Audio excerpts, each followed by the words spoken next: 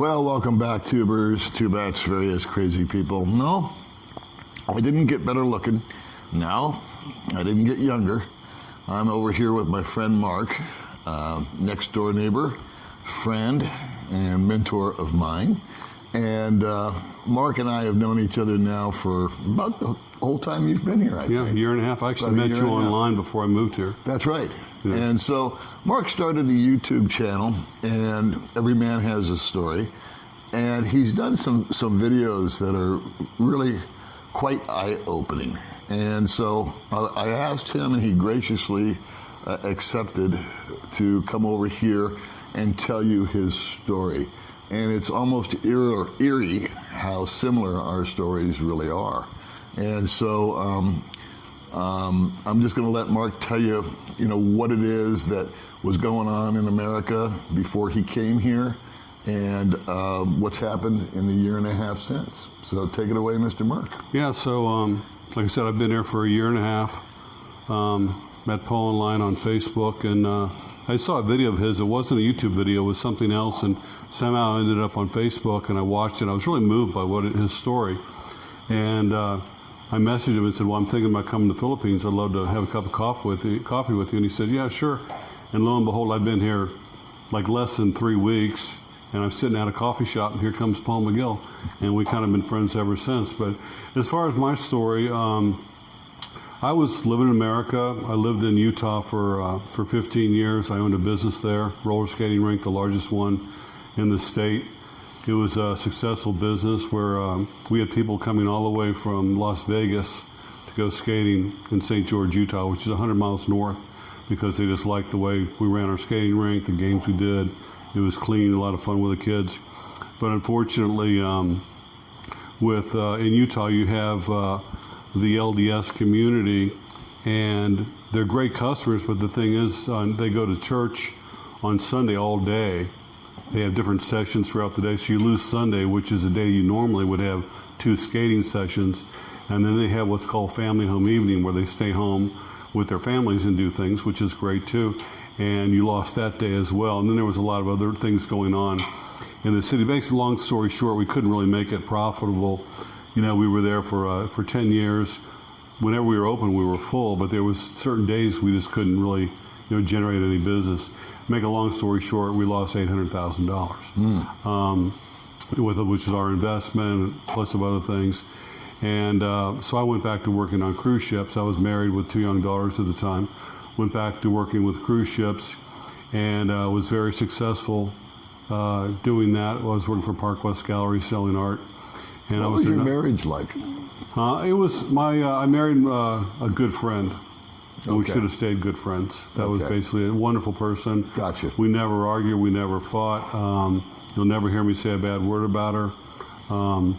We still keep in contact today. There's been times in my life where I've had hardships. I had quadruple bypass surgery. Some other things happened. And she stepped in and helped me. She actually gave me money. Mm-hmm. She told me I was paying a lot of money in alimony and child support when I first got divorced, which was, God, that's 18 years ago, a long time ago. But like $7,000 a month. But when my life started falling apart, and it was like, wasn't one thing, it was like bit by bit by bit, like this would happen this year, and then something else would happen. And it was one thing after another, like a slow death by 1,000 blows. How old were you when that started to happen? Let's see, I'm 65 now. I'd say it started in my 50s. Okay. It started right around like 51, 52. So is it safe for me to assume, because I honestly don't know this, but like maybe in your mid-30s up until about that time, you were relatively successful as far as business and whatnot. I know your business lost money, but you were still making money somehow. Well, even when we lost the business, we filed for bankruptcy and lost the business. We didn't file personal bankruptcy, just the business. Understood. And so we lost our investment. But I immediately went back to ships in Park West and started making more money than I'd ever made. And how long were you in the cruise line business? Well, I started when I was like 22 years old as an assistant stage manager with Royal Viking, moved up to production manager, cruise director, and art director. And so I did it off and on for well over 30 years. Wow. So I worked for all the major cruise lines. I worked for Royal Caribbean, Carnival, Celebrity, NCL, Princess, Sea Goddess, Windstar, P&O, Cunard, so all the major lines.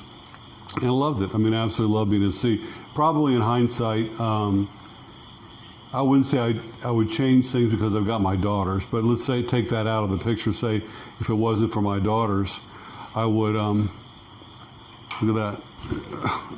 Oh, yeah. A dinosaur.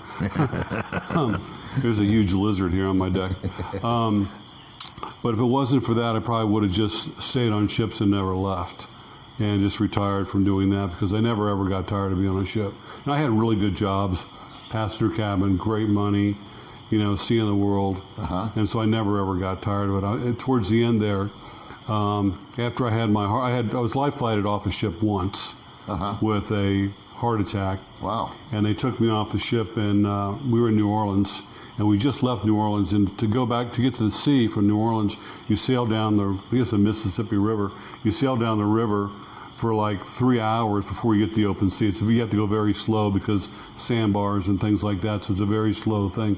And so we've been at sea for like an hour, and I started sweating a whole lot, and my arms started hurting. And this is, you know, what was I? Probably,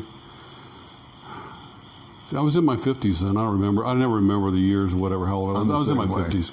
But I'm a guy, I was working out. I'd go to the gym and do 2 or 3 miles in like half an hour. You know, I was really good. I was in really, really good shape. And so when I called up the hospital on the ship, and I was friends with doctors and nurses, and I said, you know, I don't know, something's wrong. I don't feel right. And I told her the symptoms, and the nurse just happened to be a cardiac nurse. Wow. In which she wasn't on ships. So I went down there, and she said, I think you're having a heart attack. And I said, can't be, you know, I'm in great shape. Sent me down, EKGs, all this stuff. Doctor came down and said, Mark, what's going on? He goes, how can you possibly have it doesn't make any sense at all, but you're having a heart attack. And so they gave me some medication. They called the bridge, and the captain's got to decide what to do. And so the captain decided to stop the ship and get me off the ship and to a hospital. And so everything kind of, there's like a plan when something like this happens. So it's usually to a passenger, you know, not to a crew member. And so they had some bunch of guys come down there on the emergency team. They call it the Alpha team. And they got the big orange, you know, gurney or whatever you want to call it. It's like a thing they carry people in. Sure. It's a name for it. I can't remember what it's called. And anyway, they put me in there. Hotel directions tying my shoes for me. I had my shoes off. And so they put me in, they strapped me down. They've got like, you know, buckles, you know, from your chest, like one here, then another one a foot away, all the way down your whole body. You're strapped in there. And I'm feeling perfectly fine. I don't feel sick. I don't, you know, I could walk. And then they carry me down the crew corridor, which is on the crew area, like one deck below deck one. And so there's all these like 6 guys carrying me, right? And it's so embarrassing. You're getting carried down. And on the ship, like I was artistic director and everybody knew me. Right. I mean, I was in front of the audience on stage and making announcements, and everybody on the ship knew I was. Yeah. And you're getting carried down past the crew bar, the crew mess, strapped in. Oh, there's Mark, what's going on? Right. They open up the side of the ship, one of the watertight doors, and there's this rickety old, like cargo type boat. I don't know what they use it for, but it's all rusty, and it's about, you know, maybe 60 feet long. It's not a big boat. And there's 3 guys down there. One of them's kind of fat, and he's got a cigarette. Looks like he's about 45. Other guy's real skinny, kind of looks like a meth head. And the other guy, you know, just looked kind of, you know, scuzzy but normal. And my guys are handing me off to those guys. And the ship, that boat is like 3 feet lower, or maybe even 6 feet lower from where our ship is opened up, the deck of their boat. It's an open deck. And these guys they're passing me off to him. And there's like maybe 3 feet of muddy river right there between the two. So if they drop me, I'm going into the water and sinking right to the bottom because I'm in a metal cage. And they get me to these guys, and they're almost dropping me. And they finally slam me down on the deck of this boat. Wow. And the nurse says, I'm going with them. She's a friend of mine. She's worried about me. So she says she's coming with me because these guys aren't, you know, no medical training for any of them. So she gets on the deck of the boat. And we take off, start going down the river. And they're just going to leave me out there on deck. The stars are out here. And we go for like maybe, I don't know, 3 or 4 miles, down the river. And finally they stop in the middle of nowhere. There's like weeds. There's no boat docks. There's no town. There's no nothing. There's like this rickety fishing dock. Like, you ever seen an old wooden dock that's somebody's got like their summer cabin? Yeah. It's like a lot of boards are rusted out. A few steps are missing. Yeah. There's something like that we tie up to. And then there's steps that go all the way up this really steep hill. And there's steps missing. There's railings missing. It's all rotten wood. It's dark. There's nothing else around. And these guys are going to carry me. I said, look, I can walk. No, you can't walk. I said, I can make it up there. No, we'll carry you. Anyway, so they're dragging me up there. They're dropping me. They're almost tipping me over. They're almost having a heart attack themselves. They finally get me to the top of the hill. There's an ambulance waiting.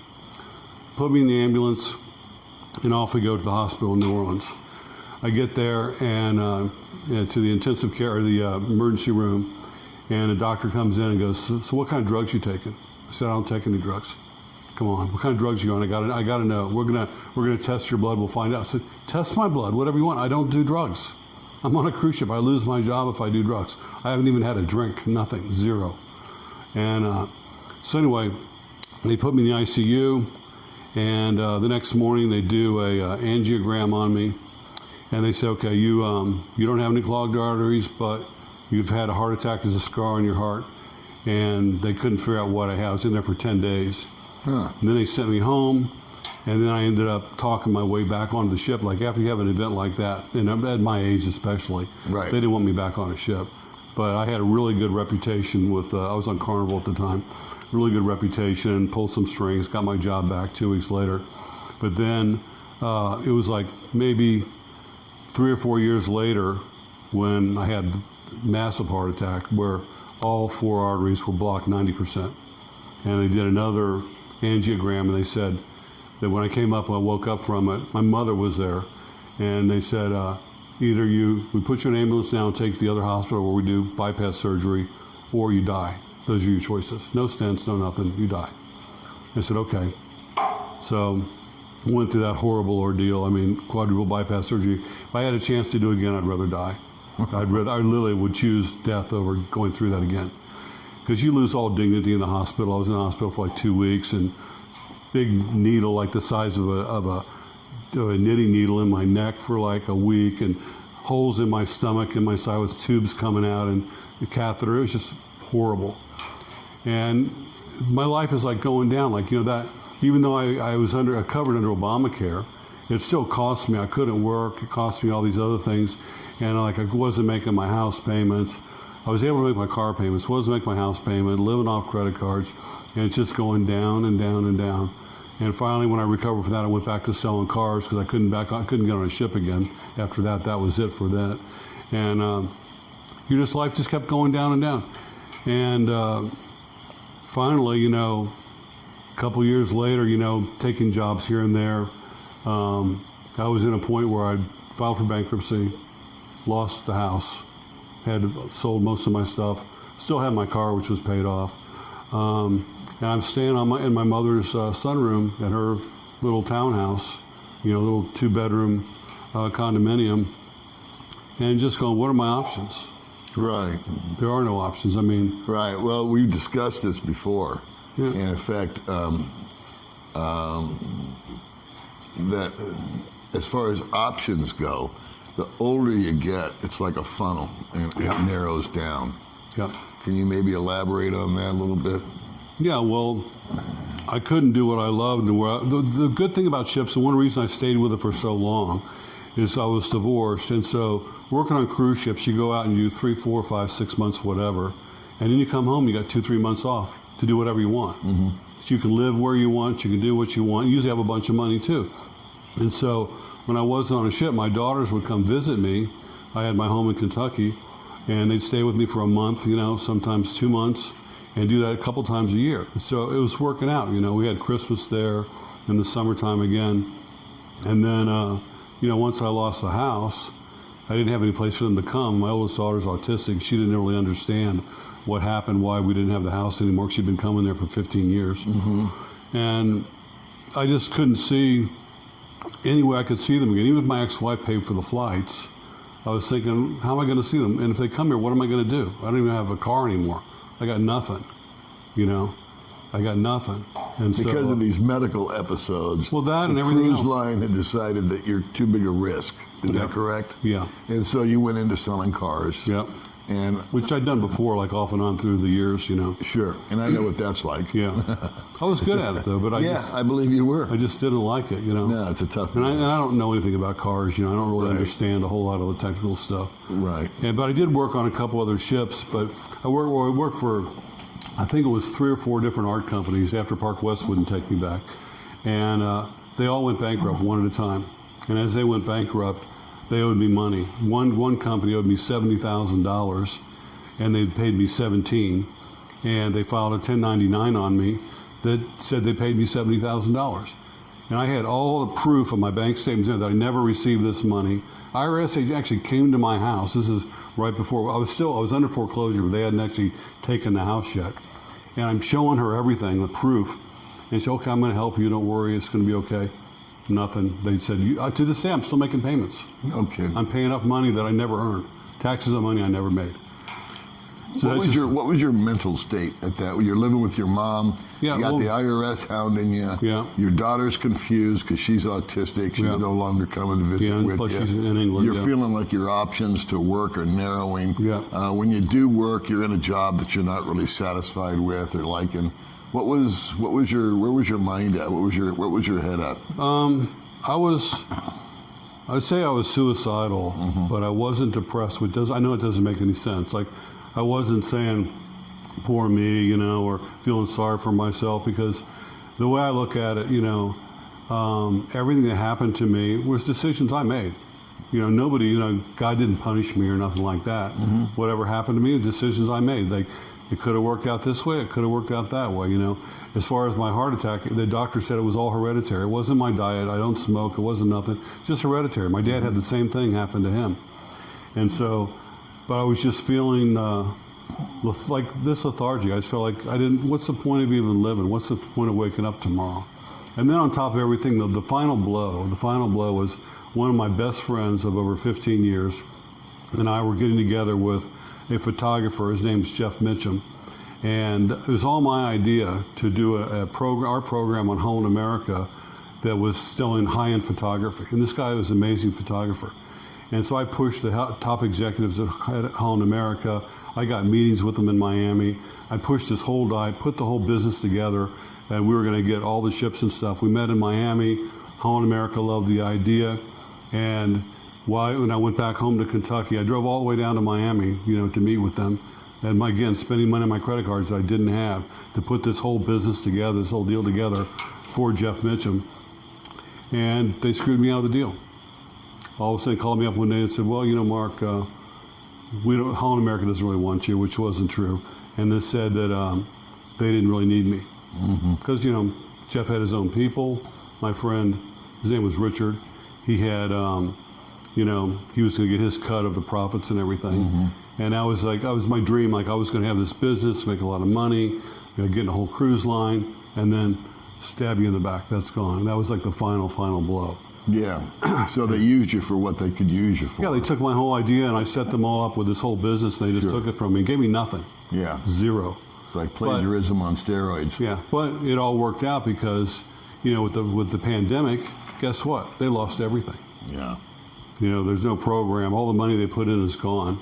So I don't know exactly what's going on with them right now, but, you know, they lost hundreds of thousands, if not millions of dollars. So, and because they did that to me, that's what made me say, I said, I got to change my life. I kept telling myself, I got to change my life. And so it was like a mantra, you know, an affirmation. And finally, one day the idea came, I'm just going to leave the country. I'm going to go someplace where I can afford to live on my measly Social Security. So what I'm hearing, and maybe to kind of summarize in my head, you correct me if I'm wrong, in America, you had, for a while there, you had the typical family. You had a great life. House, job, you know, your own business. You had some health issues that set you back. Yep. Then you had some missed opportunities due to the health. And then your friendships, people that you knew and trusted, kind of evaporated. In fact, they didn't just go away, they actually did you wrong. Yeah. All right, so was that the turning point where you said, I'm going to go to the Philippines? And why the Philippines? It sounds like you're a guy that's traveled all over the world. Had you been to the Philippines while you worked for the cruise line? Never been there. Never had a desire to go there. I did know a lot of Filipinos I met on the ship. Yeah. I never dated a Filipino girl, because on the ship most of the Filipinos were men. But there were some women that I knew that were, they're all very nice people, but I had no desire to go to their country. I kind of thought it wasn't, that, exciting of a place, put it that way. Not like Thailand or anything. And I decided to go to Thailand is where I was going to go, because I've been watching some YouTube videos, and I figured, well, I can go to Thailand with my Social Security, and after I pay my credit card bills, which I had a lot of, which I'm still paying off to this day, I'll be able to maybe teach English online or do something like that to make a few extra dollars. So I signed up for Cambly, got hired by them, and they say it's $10 an hour, but really you're only getting paid when you're talking to a student and you're waiting for them to call you. And so you might have an hour where you've said you're going to be online, but with the time you're waiting, it works out to $5 an hour. But still, I was making $200 a week, and I said, okay, with $200 a week, with that money, that $800 plus a little bit of my Social Security, I can live someplace like, Philippines or Thailand. Okay. If I live very, conservatively, and that's what I planned on doing. And then I got over here, or I was going to go to Vietnam or to Thailand, and then I saw Rike, your friend, his video about Philippines, and they were saying they speak English. I said, well, that would be a big plus because I don't speak any other languages. And then also, it was supposed to be inexpensive, friendly country, and very easy to get a visa here for to stay. All true statements. Yeah, so I said, well, I'll go to Philippines first. If it doesn't work out, then I'll go to Thailand. There you go. And so I came here, and within the first week was really rough. I was planning on making my money with, teaching Cambly online, and I had my brand new computer, which I'd bought at Walmart, in my bag on top of my luggage, and it fell over. And when I got to the Airbnb I was staying at, and I turned on my computer to do Cambly, the computer's broken. Brand new computer, no screen, no nothing, it's just not working. And I'm panicking. So I took it apart, my little Swiss Army knife, and put it back together, and somehow it worked. Wow. Still works today. I don't know what I did to get it working, but I fixed it. You got to jiggle it. I got to jiggle it. And then on top of that, I bought myself a new Samsung phone, and again on credit with T-Mobile, making payments on it. And I met a guy from Germany. He said, well, let's go see Castro Waterfalls, which is right up the road from where I was staying. And I said, yeah, sure, let's do something. So I went there hiking, and I get to Castro Falls, and my little fanny pack that had my phone in it, my keys, a bunch of other stuff is gone. And it had fallen off in the river, and I didn't know where it was, so that's gone. I lost my very expensive phone, most expensive phone I ever owned. And fortunately, some boys found it the next day, soaking wet in the river underwater. It's only like a 2-3 foot deep river. Right. And I got it back, so at least I had my SIM card, my pictures and stuff on it. But I had to buy like a really cheap phone that, a little $100 phone that I kept for like 7 months. Sure. But then, it's like once I got that computer fixed and I bought the other phone, and I moved out of Pyramid House, I moved into Dulce Vita, which I was way over my budget. It was like, I'd say less than 2 weeks. All of a sudden, every day, things got better. Wow. Better and better. I started meeting people. I met you, met other friends. And I started getting comfortable, around here. And I rented a little scooter, for $100, a little Honda Scoopy that was like so small that my knees hit the handlebars. And I rode around that for 6 months. Yeah, I had a Scoopy when I first got here. Yeah. And it's just every day kept getting better. And the weird thing is, here it is a year and a half later, and it still gets better. I mean, now I'm engaged, been together with my girlfriend now for, over a year now. Never been happier. I got a really nice apartment. It's furnished, a beautiful view of the mountains. I got one of the coolest motorbikes on the whole island. I got lots of friends. I've quit teaching Cambly, not because I didn't like it. I actually love doing it. I recommend it to people. But I started doing my YouTube channel thanks to you. You showed me how to do a YouTube channel and mentored me. And now I'm doing YouTube full time. And I make enough money to to live a decent life. I'm not rich, but I can pay my bills no problem. We can go out to dinner if we want to, or maybe even take a little trip to one of the other islands. And my health is good. And so basically, coming to the Philippines broke the spell. And I think that it's safe for me to assume that, like me, you've kind of gone from a guy that's trying to acquire stuff and finding that to be sort of the barometer of your success or not, to a minimalist, to a guy Oh, yeah, I don't want to own anything. You're no longer addicted to cars or houses or stuff or anything like that. Everything I got here, I could walk away from. Yeah. I think Except for that's my the key. parakeets that my girlfriend and I bought just last week. I don't know what I'm going to do with those little guys. Why I bought 2 little birds, I don't know. And plants. Yeah. We got 1 plant, and now I think we got 25 or 30. And you're still blaming me for that. I am, because your girlfriend started collecting plants and putting them out on the front porch there, and my girlfriend saw it. I want some plants, and okay, so we got 2, and you got 4, and we got 5, and you got 9. And next thing you know, we got all these plants. There's a whole row of plants here. May goes out every day and talks to him. Yeah, so does mine. She talks to them, moves them around, waters them. Yeah. So on a scale of 1 to 10, in America, where were you at the lowest point? I was a 0. Okay, and scale of 1 to 10 here in the Philippines. I'd say I'm a 10.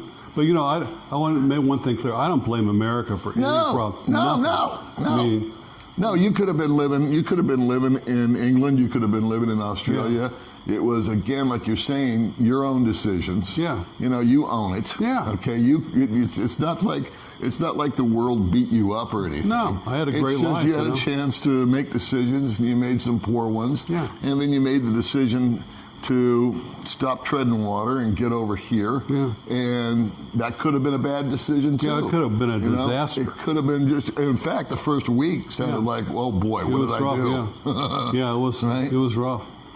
But sometimes you just have to, take a chance and leap off and just hope you fly. You don't know. Right on. You're going to crash into the rocks. You're going to fly. You don't know. Right on. And that's kind of the way it worked out for me. So we're going to wind it down.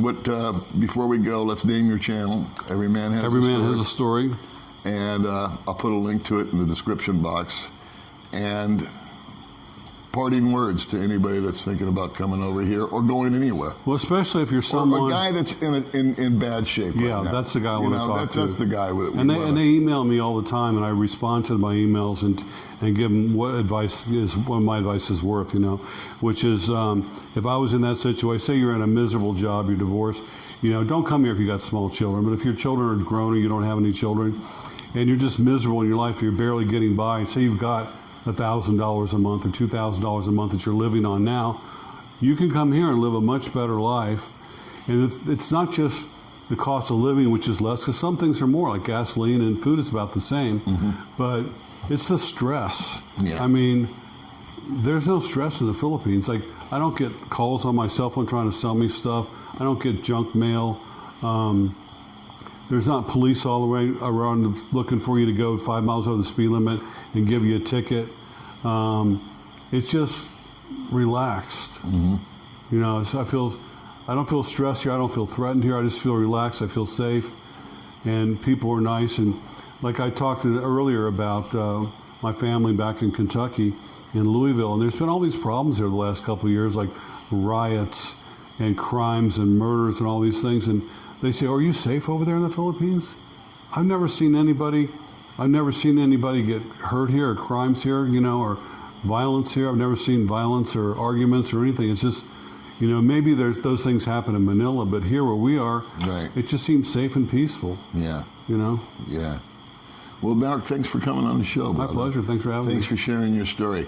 And again, his channel is Every Man Has a Story. And this was Mark's story, or at least part of it. Yeah. All right. Thanks again, man. You're welcome.